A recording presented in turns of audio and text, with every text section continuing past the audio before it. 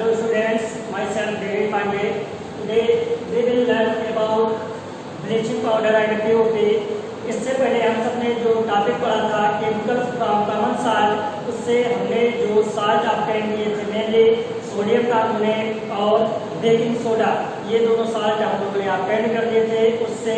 और फिर जो आगे और हम साल्ट उनसे ऑब्टेन कर सकते थे वो है हमारा ब्लीचिंग पाउडर।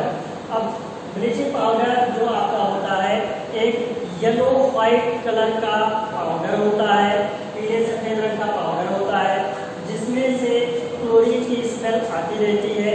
इसकी अगर हम फार्मूला की बात करें तो CaOCl2 होता है जिसको हम कैल्शियम ऑक्सीक्लोराइड बोलते हैं। तो केमिकल नेम पर अगर हम बात करें केमिकल नेम की तो उसके लिए कैल्शियम ऑक्सीक्लोराइड होता है और कॉमन नेम इसका जो ब्लीचिंग पाउडर हम लोग जनरली यूज करते हैं। अब आती है मैथड इसके प्रिपरेशन की कि हम इसको प्रिपेयर कैसे कर सकते हैं। तो प्रिपरेशन में सबसे पहले आपको क्या करना होगा कि एक आप स्लाइड लाइन ले लें ड्राई फॉर्मेट स्लाइड लाइन लें और उसके बाद आप क्या करेंगे उसमें क्लोरीन गैस पास करवा लें। ये आपका ड्राई है कैल्शियम हाइड्रोक्साइड जिसको आप स्लाइड लाइन बोलते हैं और फिर उसमें क्लोरीन गैस पास कर रहे हैं तो आपका क्या बनेगा यहाँ पर कैल्शियम ऑक्सीक्लोराइड CaOCl2 यही आपकी बन जानी है और क्या रिलीज हो जाएगा वाटर बनेगी। ये आपकी सॉलिड फॉर्म में जो बनेगी वो होगी। इस तरीके से हम बड़ी सिंपल मेथड से ब्लीचिंग पाउडर को बना लेते हैं। अब इसके प्रॉपर्टीज की अगर हम आगे बात करें कि क्या क्या प्रॉपर्टीज होती है ब्लीचिंग पाउडर की, तो इनकी जो प्रॉपर्टीज होती है वो ये होती है कि ये सबसे पहले जब कहीं पे एसिड से रिएक्शन करवाते हैं तो ये क्या बनाते हैं, आप कैल्शियम ऑक्सीक्लोराइड का रिएक्शन कभी भी एसिड से कोई भी एसिड ले लीजिए और वो एसिड कैसा होना चाहिए, डाइल्यूट एसिड होनी चाहिए। जब भी आप कैल्शियम ऑक्सीक्लोराइड और ब्लीचिंग पाउडर का रिएक्शन डाइल्यूट सल्फ्यूरिक एसिड के साथ करवाएंगे तो यहाँ का कैल्शियम यहाँ का सल्फेट दोनों मिल करके और एक कंपाउंड बनाएंगे जिसको आप कैल्शियम सल्फेट बोलते हैं CaSO4। और फिर आपका जो बचेगा यहाँ का ऑक्सीजन यहाँ का हाइड्रोजन ये दोनों मिल करके वाटर का फॉर्मेशन करेंगे और जो आपका बचा पोर्शन यहाँ से Cl2 ये आयरन क्लोरीन गैस के रूप में निकल जाएगी। तो अब ये आपका तब होता है रिएक्शन जब आपका ब्लीचिंग पाउडर किसी एसिड के कांटेक्ट में आता है या आप एसिड डाइल्यूट एसिड से रिएक्शन करवाते हैं तो ये आपका कैल्शियम सल्फेट का फॉर्मेशन करता है। अब अगर हम इसको ऐसे ही एक्सपोज छोड़ दें, खुले छोड़ दें तो ये क्या करती है, क्लोरीन गैस वैसे ही लिबरेट करती है जिसके वजह से हमको इस कंपाउंड के करीब जाने से क्लोरीन गैस की स्मेल का पता चलता है।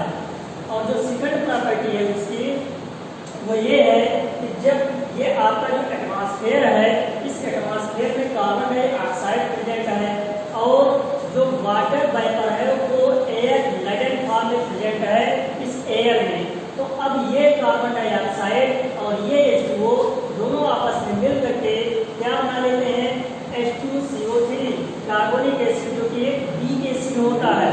तो अब ये आपके जो इसमें अगली प्रॉपर्टी हम बात करेंगे उसमें कैल्शियम ऑक्सीक्लोराइड आप ले लीजिए और उसका रिएक्शन आप इस एटमॉस्फेयर से करवा दीजिए मैंने H2CO3 या फिर आप इसको अलग अलग लिख सकते हैं H2O + CO2।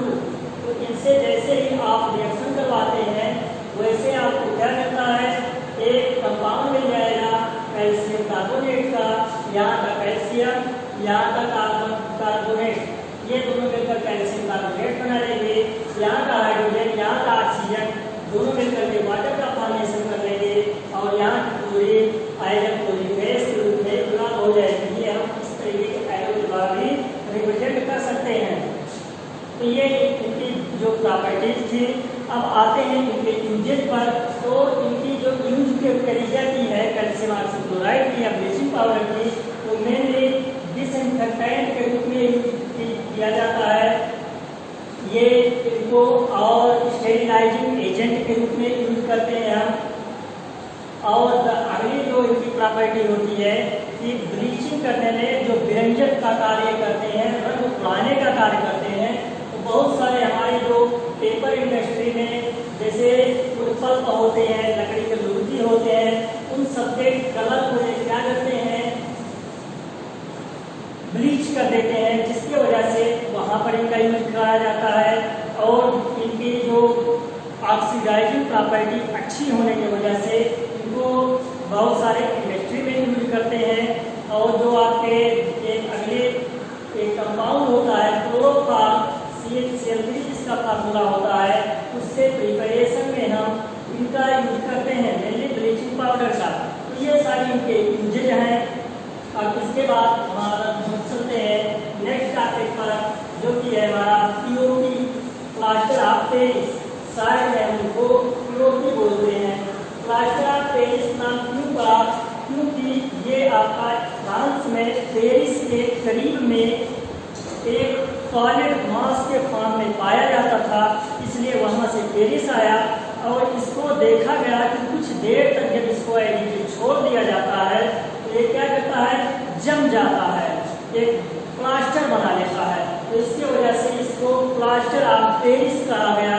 और जो आपका प्लास्टर ऑफ पेरिस है, साइड में इसको POP कहा गया।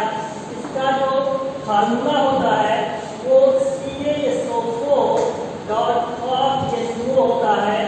और इसकी अगर हम केमिकल नेम की बात करें तो जो इनका केमिकल नेम होगा तो कैल्शियम सल्फेट, CaSO4 को हम कैल्शियम सल्फेट।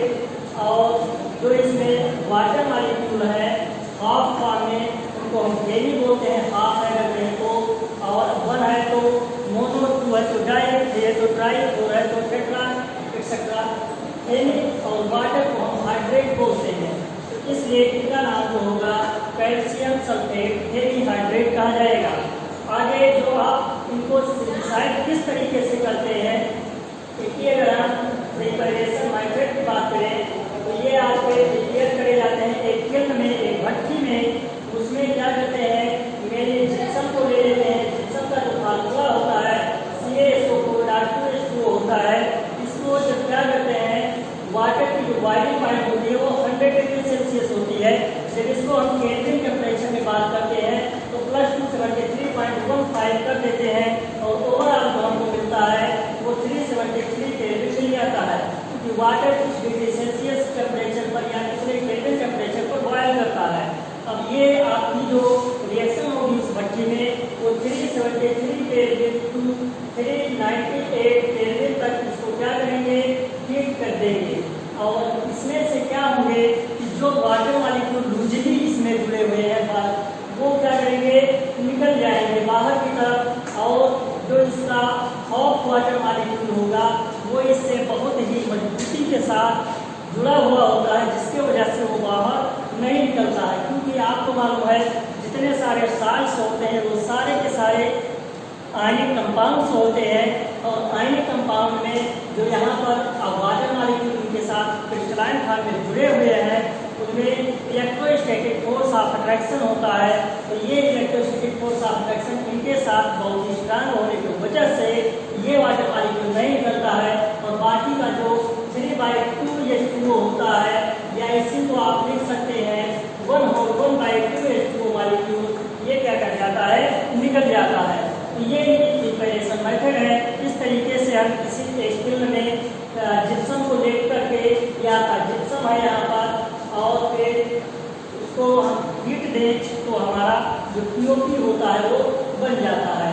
अब इनकी हम प्रॉपर्टीज की बात करें तो जो आपके ब्लीचिंग में POP होते हैं, इनकी प्रॉपर्टी ये होती है कि इनको अगर हम क्या करें, वाटर के साथ मिला दें। सपोज तो ये आपका POP है, इतना पोर्शन। अब इसको क्या करें, हम वाटर के साथ मिला दें। वाटर इसमें जो रिएक्शन करेगा वो 3/2H2O या फिर 1/2H2O मॉलिक्यूल्स के साथ रिएक्शन करेगा। तो दोनों जैसे रिएक्शन करेंगे वैसे फिर जहाँ से चले थे वही जिप्सम का फॉर्मेशन कर देंगे। और 5 to 10 मिनट के बाद ये क्या करेंगे, एक बहुत ही कठोर थोड़ी कठोर सॉलिड मास सॉलिड हार्ड सॉलिड के रूप में कन्वर्ट होना शुरू कर जाएंगे, जिसके वजह से थोड़ी देर और छोड़ देने पर ये प्लास्टर का रूप ले लेते हैं। अब आगे इनकी यूजेज जो होती हैं वो यूज इनके 2-3 जगहों पर करी जाती हैं। मेनली जब हम हमको डेकोरेट करने होते हैं किसी भी वॉल को, किसी भी बिल्डिंग को, तो वहाँ पर इनके हम यूज कर लेते हैं।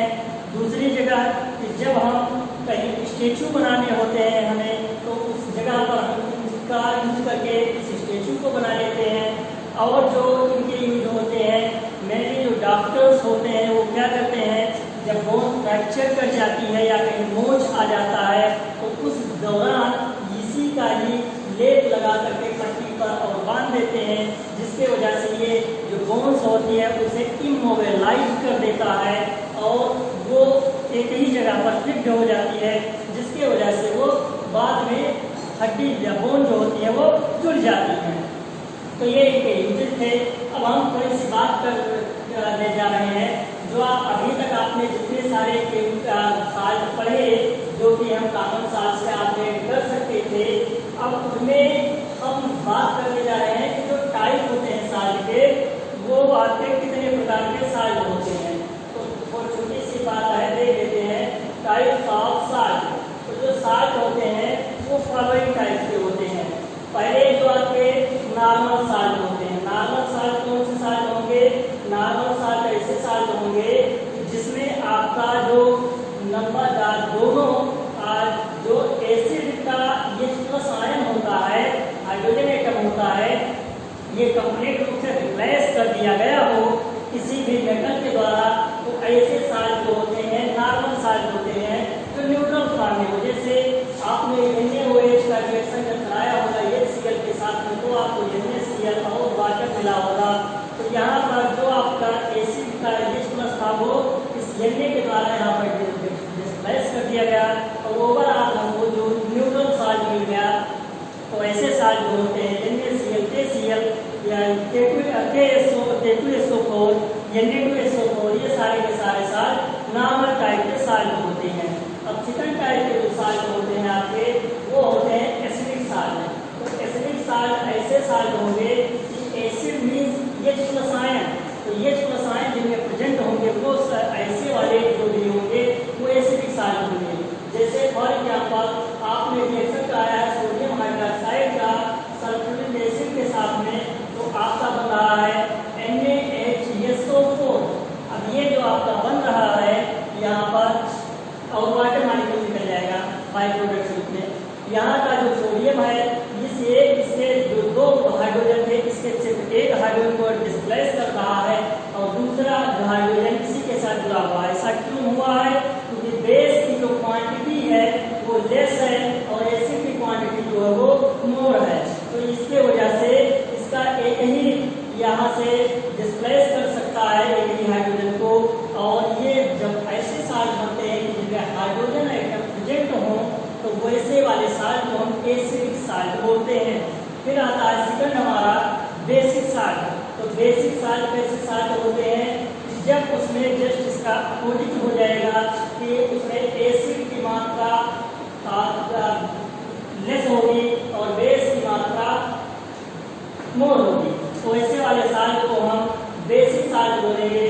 फॉर एग्जांपल कि आपने रिएक्शन करवाया है कॉपर हाइड्रोक्साइड या मैग्नीशियम हाइड्रोक्साइड, कुछ भी ले लीजिए, इसका रिएक्शन जैसे आप करवाएंगे किसी भी एसिड के साथ में, सपोज तो HCl के साथ में करवाया गया है, तो आपका क्या बनेगा? MgOHCl।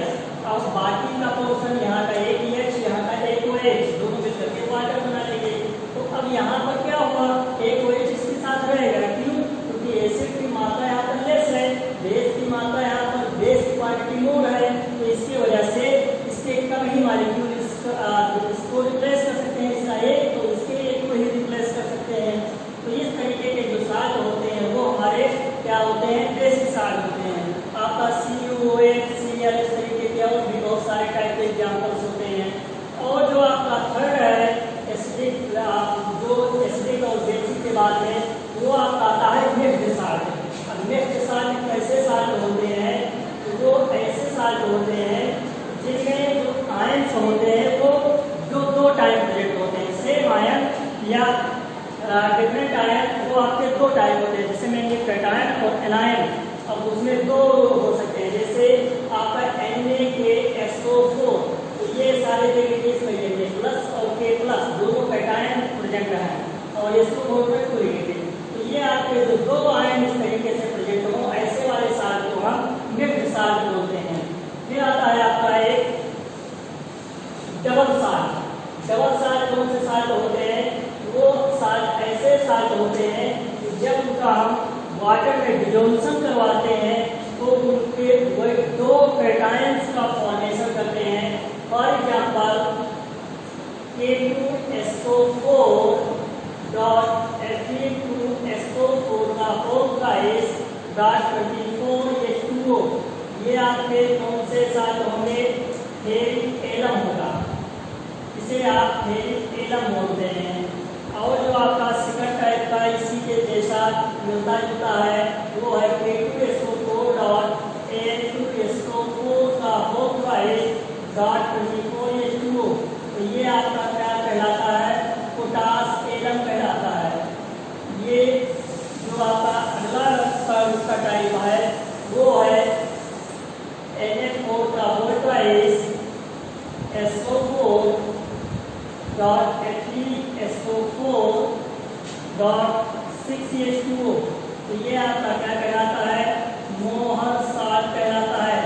तो ये सारे साल्ट जब पानी में क्या करते दिए जाते हैं, डिजॉल्व करे जाते हैं, घोले जाते हैं, तो ये क्या बनाते हैं? दो टाइप के आयन बनाते हैं। दो टाइप के आयन जैसे आपने क्या करा, K2SO4 dot Al2SO4 dot 24H2O है। अब इसको आपने वाटर में सपोज करो डिजॉल्व करा, क्या मिलेगा? यहाँ से K2SO4 मिल जाएगा और Al2SO4 मिल जाएगा, वाटर वाटर के साथ मिल जाएगा, और ये दोनों पानी में जाकर के टूट जाएंगे, K प्लस प्लस SO4 पर 2 माइनस, और फिर यहाँ पर एल्यूमिनियम भी टूट जाएगा, Al3 प्लस और दो एल्यूमिनियम में से 2Al3 प्लस, और आपके जो बनेंगे SO4 2 माइनस। तो इस तरीके से देखिए एक आयन ये मिला, एक आयन ये मिला, दो आयन मिले, यहाँ पे दो आयन मिले। तो इस तरीके से जो होते हैं ऐसे वाले साल्ट को हम डबल साल्ट बोलते हैं। और एक लास्ट है आपका कॉम्प्लेक्स साल्ट। अब कॉम्प्लेक्स साल्ट कौन से साल्ट होते हैं? ऐसे साल्ट जिनमें एक तो नॉर्मल आयन प्रेजेंट हो और दूसरा कॉम्प्लेक्स आयन प्रेजेंट हो, ये वो आपके कॉम्प्लेक्स साल्ट कहलाते हैं। फॉर एग्जांपल जो आपका ये है K4Fe3Cl6, तो ये आपका क्या कहलाता है? यहाँ पर अब जब आप पानी में इसको डिजॉल्व करेंगे तो आपको क्या मिलेगा? 4K जो होगा ये पोटेशियम यहाँ पर बाहर निकल जाएगा, बाकी ये जो स्क्वायर ब्रैकेट के अंदर है ये नहीं टूटने वाले, इनको कोऑर्डिनेशन स्क्वायर के नाम से भी जानते हैं। तो ये क्या मिलेगा? 4K प्लस Fe3Cl6 का 4 नेगेटिव, तो ये आपको जो मिलेगा ये ऐसे वाले साल्ट जो होते हैं ये कॉम्प्लेक्स साल्ट कहलाते हैं। और अब आपका एक होता है K2HgI4, ये आपका क्या कहलाता है? नेस्लर रिएजेंट के नाम से जाना जाता है, और इसका यूज कहाँ किया जाता है? ये आप जब लैब में जाते हैं अमोनिया गैस के टेस्टिंग के लिए हम इस रिएजेंट का यूज करते हैं, K2HgI4 का। ये आपका था आज का टॉपिक।